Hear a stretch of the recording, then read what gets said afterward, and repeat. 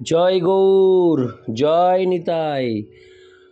আজ 18ই অগ্রহায়ণ 1431 ও 4ঠা ডিসেম্বর 2024 বুধবার। আজ আমি শ্রী চৈতন্য চরিতামৃত পাঠ করছি। আজ আমি পাঠ করছি শ্রী চৈতন্য চরিতামৃতের আদি লীলা দশম অধ্যায়, চৈতন্য বৃক্ষের মূল স্কন্ধ ও শাখা প্রশাখার শ্লোক 50 থেকে 55। নারায়ণ হে নারায়ণ, ভবভয় হরে নম নারায়ণ। শ্লোক 50। প্রতিগ্রহ নাহি করে নালয় কার ধন, আত্মবৃত্তি করি করে কুটুম্ব ভরণ। শ্লোকার্থ: শ্রীল মুরারি গুপ্ত কখনো কোনো বন্ধুর কাছ থেকে দান গ্রহণ করেননি এবং কারো কাছ থেকে অর্থ গ্রহণ করেননি। তার বৃত্তি অনুসারে চিকিৎসা করে তিনি আত্মীয় স্বজনদের ভরণ পোষণ করতেন। তাৎপর্য: গৃহস্থদের কখনো ভিক্ষাবৃত্তি অবলম্বন করে জীবন ধারণ করা উচিত নয়। উচ্চ বর্ণের প্রতিটি গৃহস্থের কর্তব্য হচ্ছে ব্রাহ্মণ, ক্ষত্রিয় অথবা বৈশ্যরূপে স্বীয় বৃত্তি অবলম্বন করা এবং কখনো কারও অধীনে চাকরি গ্রহণ না করা, কেননা সেটি হচ্ছে শূদ্রের বৃত্তি। স্বীয় বৃত্তি অনুসারে যা উপার্জন হয় সেটি গ্রহণ করা উচিত। ব্রাহ্মণের বৃত্তি হচ্ছে যজন, যাজন, অধ্যয়ন, অধ্যাপন, দান ও প্রতিগ্রহ। ব্রাহ্মণের বিষ্ণুর আরাধনা করা উচিত এবং অন্যান্যদের বিষ্ণুর আরাধনা করতে উপদেশ দেওয়া উচিত।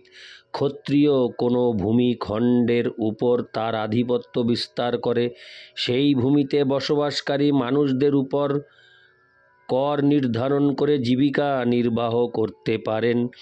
বৈশ্য কৃষি, বাণিজ্য ও গোরক্ষা করার মাধ্যমে জীবিকা নির্বাহ করতে পারেন। মুরারি গুপ্ত যেহেতু বৈদ্য বংশে জন্মগ্রহণ করেছিলেন, তাই তিনি বৈদ্যের বৃত্তি গ্রহণ করেছিলেন। তা থেকে তার যা রোজগার হতো তাই দিয়ে তিনি পরিবারের ভরণ পোষণ করতেন। শ্রীমদ্ ভাগবতে নির্দেশ দেওয়া হয়েছে যে সকলেরই কর্তব্য হচ্ছে তার বৃত্তি অনুসারে কর্ম করে পরমেশ্বর ভগবানের সন্তুষ্টি বিধান করা। সেটিই হচ্ছে জীবনের পূর্ণতা। এই পন্থাকে বলা হয় দৈব বর্ণাশ্রম। মুরারি গুপ্ত ছিলেন একজন আদর্শ গৃহস্থ, কেননা তিনি ছিলেন শ্রীরামচন্দ্র ও শ্রী চৈতন্য মহাপ্রভুর এক মহান ভক্ত। চিকিৎসা বৃত্তির দ্বারা তিনি তার পরিবার পরিজনদের ভরণ পোষণ করেছিলেন এবং সেই সঙ্গে শ্রী চৈতন্য মহাপ্রভুর সন্তুষ্টি বিধানের জন্য যথাসাধ্য চেষ্টা করেছিলেন। এটিই হচ্ছে আদর্শ গৃহস্থের জীবন। ইতি শ্লোক 50। শ্লোক 51। চিকিৎসা করেন যারে হইয়া সদয়, দেহরোগ ভবরোগ দুই তার ক্ষয়। শ্লোকার্থ: সদয় হয়ে মুরারি গুপ্ত যারই চিকিৎসা করতেন তার কৃপার প্রভাবে তাদের দেহরোগ ও ভবরোগ উভয়েরই নিরাময় হতো।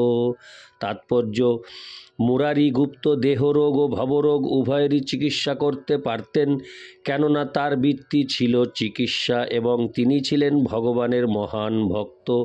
এটি মানব সেবার একটি সুন্দর দৃষ্টান্ত।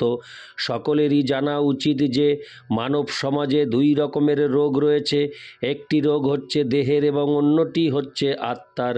জীব নিত্য, কিন্তু কোনো না কোনো কারণবশত জড়া প্রকৃতির সংস্পর্শে আসার ফলে সে জন্ম মৃত্যু, জরা ও ব্যাধির আবর্তে পতিত হয়েছে।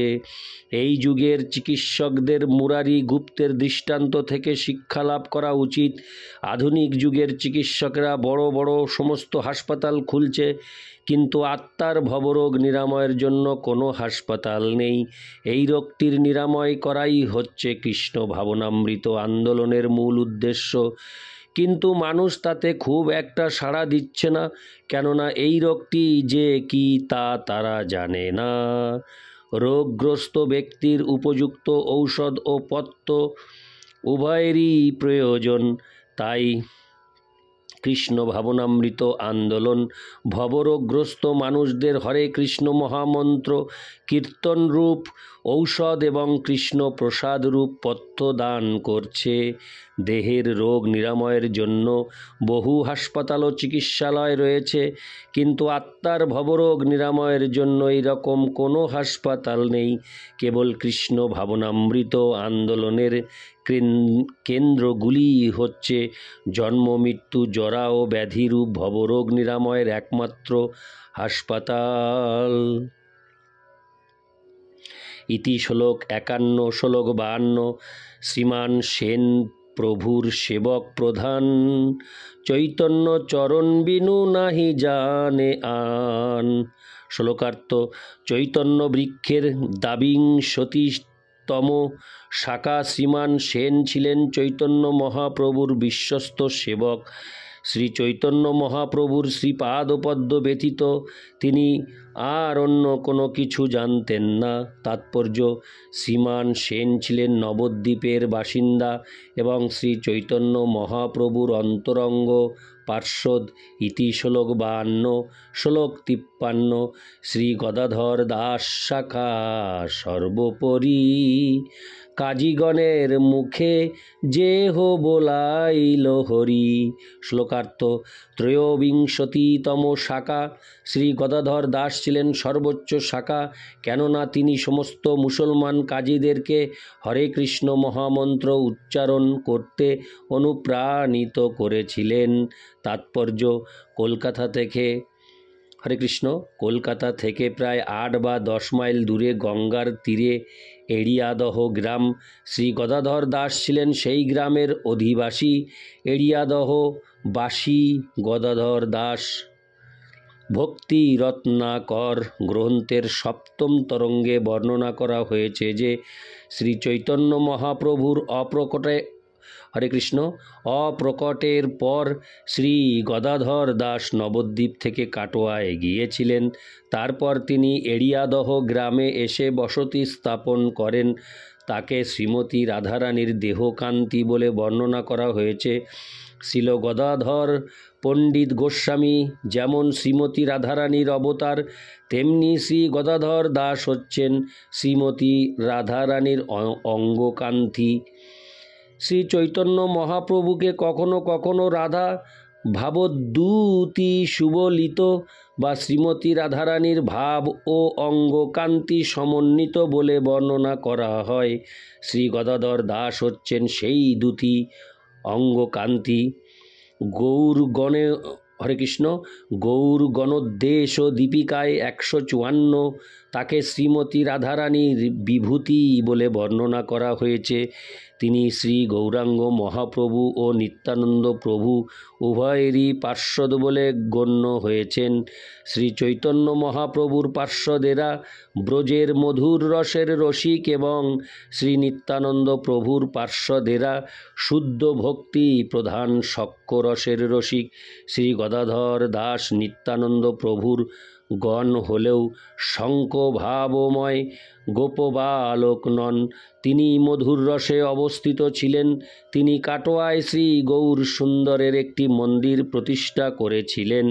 1434 শকাব্দে 1512 খ্রিস্টাব্দে শ্রী চৈতন্য মহাপ্রভু যখন নিত্যানন্দ প্রভুকে বঙ্গভূমিতে সংকীর্তন আন্দোলন প্রচার করতে বলেন, তখন শ্রী গদাধর দাস ছিলেন শ্রী নিত্যানন্দ প্রভুর একজন প্রধান সহকারী। শ্রী গদাধর দাস সকলকে হরিনাম করতে উপদেশ দিয়ে সংকীর্তন আন্দোলন প্রচার করছিলেন। শ্রী গদাধর দাসের প্রচার করার এই সহজ পদ্ধতিটি যে কোনো মানুষ যে কোনো অবস্থাতেই অনুসরণ করতে পারেন। প্রতিটি মানুষের কেবল শ্রী নিত্যানন্দ প্রভুর ঐকান্তিক ও নিষ্ঠাবান সেবক হয়ে দ্বারে দ্বারে এই সংকীর্তন আন্দোলন প্রচার করা উচিত। শ্রী গদাধর দাস যখন হরি কীর্তন প্রচার করছিলেন তখন সেই গ্রামের কাজী প্রবলভাবে তাকে বাধা দেন, কেননা তিনি ছিলেন সংকীর্তন আন্দোলনের বিরোধী। শ্রী চৈতন্য মহাপ্রভুর পদাঙ্ক অনুসরণ করে শ্রী গদাধর দাস একদিন রাত্রে কাজীর গৃহে গিয়ে তাকে হরিনাম করতে অনুরোধ করেন। কাজী উত্তর দেন, ঠিক আছে, আগামীকাল থেকে আমি হরিনাম করব। সেই কথা শুনে শ্রীল গদাধর দাস প্রভু আনন্দে নৃত্য করতে করতে বলেন, আর কালী কেনে, এই তো বলিলা হরি আপন বদনে। গৌর গণোদ্দেশ ও দীপিকায় শ্লোক 154 থেকে 155 বর্ণনা করা হয়েছে। রাধা বিভূতি রূপা যা চন্দ্রকান্তি পুরা ব্রজে, শ্রী গৌরাঙ্গ নিকটে দাস বংশে গদাধর, পূর্ণানন্দা ব্রজে যাসিদ্দল দেব প্রিয়াগ্রণী, সাপি কার্য বসাদেব প্রাবিশত্তৎ গদাধরম। শ্রী গদাধর দাস হচ্ছেন শ্রীমতী রাধারানীর বিভূতি রূপা চন্দ্রকান্তি এবং বলরামের অত্যন্ত প্রিয় সখী পূর্ণানন্দা, এই দুজনের মিলিত রূপ। এভাবেই শ্রী গদাধর দাস প্রভু, শ্রী চৈতন্য মহাপ্রভু ও শ্রী নিত্যানন্দ প্রভু উভয়েরই পার্ষদ। এক সময় শ্রী গদাধর দাস প্রভু যখন শ্রী নিত্যানন্দ প্রভুর সঙ্গে জগন্নাথপুরী থেকে বঙ্গদেশে ফিরে আসছিলেন, তখন তিনি আত্মবিস্মৃত হয়ে উচ্চৈশ্বরে দধি বিক্রয়রত ব্রজবালাদের মতো কথা বলতে শুরু করেন এবং শ্রী নিত্যানন্দ প্রভু তা লক্ষ্য করেছিলেন।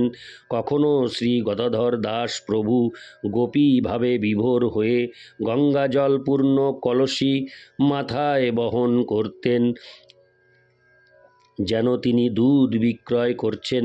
বৃন্দাবন যাওয়ার পথে শ্রী চৈতন্য মহাপ্রভু যখন রাঘব পণ্ডিতের গৃহে আসেন, তখন শ্রী গদাধর দাস প্রভু তাকে দর্শন করতে গিয়েছিলেন এবং শ্রী চৈতন্য মহাপ্রভু তার প্রতি এতই প্রসন্ন হন যে তিনি তার শ্রীপাদপদ্ম তার মস্তকে রেখেছিলেন। শ্রী গদাধর দাস প্রভু যখন এড়িয়াদহ গ্রামে বাস করছিলেন, তখন তিনি সেখানে বাল গোপাল মূর্তি প্রতিষ্ঠা করে তার পূজা করেন। শ্রী নিত্যানন্দ প্রভু ও শ্রী গদাধর দাসের সাহায্যে শ্রী মাধব ঘোষ শ্রী গোপাল বিগ্রহের সম্মুখে দানখণ্ড নামক একটি নাটক অভিনয় করেন। চৈতন্য ভাগবতে অন্ত 5, 318 থেকে 94 তা বর্ণনা করা হয়েছে। 318 থেকে 394। এড়িয়াদহ গ্রামে শ্রী গদাধর দাস প্রভুর সমাধিটি সংযোগী বৈষ্ণবদের অধিকারে ছিল। কালনার সিদ্ধ শ্রী ভগবান দাস বাবাজি মহারাজের নির্দেশে কলকাতার নারকেল ডাঙার বিখ্যাত মল্লিক পরিবারের মধুসূদন মল্লিক 1256 বঙ্গাব্দে সেখানে একটি পাটবাড়ি আশ্রম প্রতিষ্ঠা করেন। তিনি সেখানে শ্রী রাধাকান্ত বিগ্রহ সেবার ব্যবস্থাও করেন। তার পুত্র শ্রী বলাইচাঁদ মল্লিক 1312 বঙ্গাব্দে শ্রী গৌর নিতাইয়ের একটি সেবা প্রতিষ্ঠিত করেছেন। মন্দিরের সিংহাসনে শ্রী গৌর নিত্যানন্দ শ্রী বিগ্রহ ও শ্রী রাধা হরে কৃষ্ণ ও শ্রী রাধা কৃষ্ণের শ্রী বিগ্রহ বিরাজমান। সিংহাসনের নিচে একটি প্রস্তর খণ্ডে একটি সংস্কৃত শ্লোক খোদিত রয়েছে। একটি গোপেশ্বর শিবলিঙ্গও সেখানে প্রতিষ্ঠিত আছেন। মন্দিরের দ্বার দেশে একটি প্রস্তর ফলকে উপরোক্ত কথাগুলি খোদিত আছে। ইতি শ্লোক 53, শ্লোক 54। শিবানন্দ সেন প্রভুর ভৃত্য অন্তরঙ্গ, প্রভু স্থানে যাইতে সবে লয়েন যার সঙ্গ। শ্লোকার্থ: চৈতন্য বৃক্ষের চতুর্বিংশতি শাখা। শিবানন্দ সেন ছিলেন শ্রী চৈতন্য মহাপ্রভুর অত্যন্ত অন্তরঙ্গ সেবক। যারাই জগন্নাথপুরীতে শ্রী চৈতন্য মহাপ্রভুকে দর্শন করতে যেতেন, তাদের সকলকে পথ দেখিয়ে নিয়ে যাওয়ার জন্য তারা শ্রী শিবানন্দ সেনের শরণাপন্ন হতেন। ইতি শ্লোক 54, শ্লোক 55। প্রতিবর্ষে প্রভুগণ সঙ্গেতে লইয়া নীলাচলে চলেন পথে পালন করিয়া। শ্লোকার্থ। প্রতি বছর তিনি জগন্নাথপুরীতে শ্রী চৈতন্য মহাপ্রভুকে দর্শন করার জন্য বঙ্গদেশ থেকে একদল ভক্তকে জগন্নাথপুরীতে নিয়ে যেতেন। তিনি নিজেই পথে পুরো দলটির ভরণ পোষণ করতেন। ইতি শ্লোক 55। নারায়ণ হে নারায়ণ ভবভয়হরণম নারায়ণ।